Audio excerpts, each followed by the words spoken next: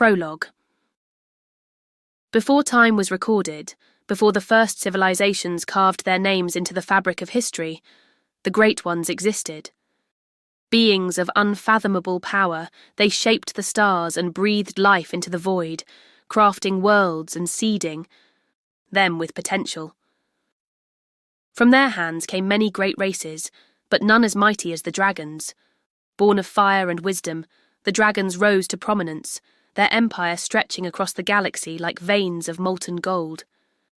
For hundreds of thousands of years they reigned, not merely as conquerors, but as stewards of creation. They nurtured fledgling civilizations, guiding them like celestial shepherds, blending peace with a rule that was absolute. Under their watchful eyes, countless worlds flourished, and yet their dominion was a double-edged sword. Races under their care thrived, but they did not grow strong on their own.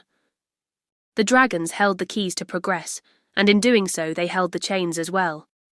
But then, from the abyss beyond the known stars, a great enemy came.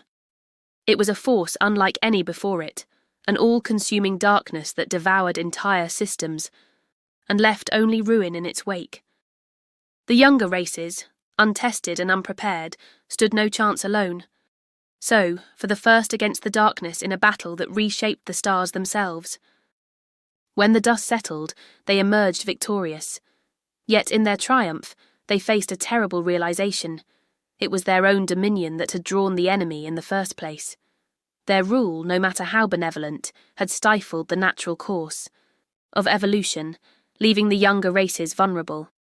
The great enemy had come not for them alone, but for the imbalance they had created. With heavy hearts, the dragons made an unthinkable choice.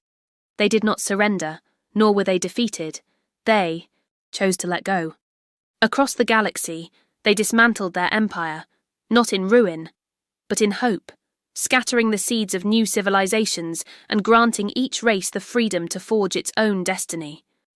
Then, without fanfare or farewell, they withdrew to their home system, erecting vast colonies where only echoes of their former power remained. Yet, true to their nature, they could never relinquish everything. A fragment of their empire endured. Small populations from each race were welcomed into their domain, their worlds allowed to flourish under the watchful eyes of their ancient guardians. For dragons, even in retreat, could never truly part with their horde. They believed that by stepping away, they had broken the cycle of destruction, that without their rule, the younger races would rise unburdened, free to shape their own fates. That the darkness, drawn by their dominion, would never return. They believed balance had been restored.